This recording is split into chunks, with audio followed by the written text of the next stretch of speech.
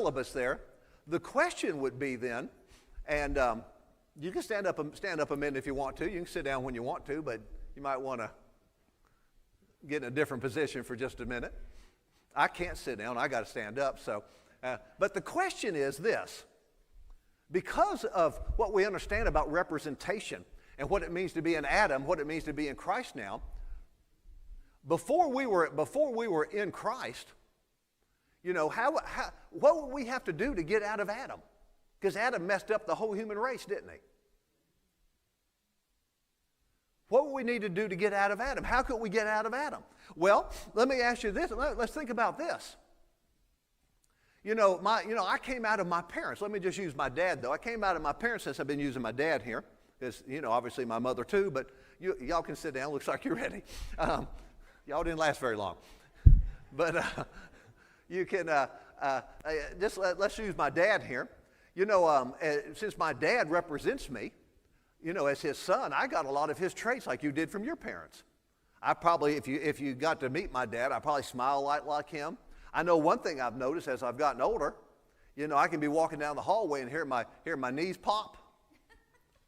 And it reminds me of when my dad, I'd hear him walking down the hallway and hear his knees pop, And I thought, man, that sounds just like Dad. I can't believe that.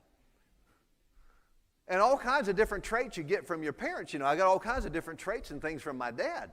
Well, what if I don't like those traits that I got from my dad? What can I do about that?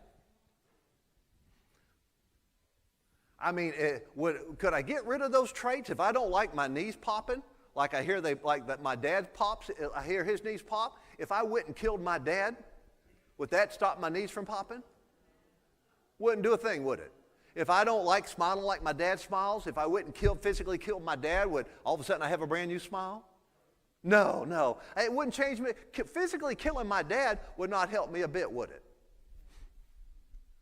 See, because Adam represented all of humanity, once the sin was committed, if somebody said, we're just going to kill Adam and put a stop to this immediately. No, we were all of humanity was totally corrupted. I mean, it's already done. You can't change it by physically killing Adam. It wouldn't do any good, would it? So, if I lived, back in the Bible days, and say, I knew what I know now, which I wouldn't, but if I knew what I know now about Calvary and about representation and spiritual death, if God came to me and said, today is the best day of your life, I'm feeling merciful.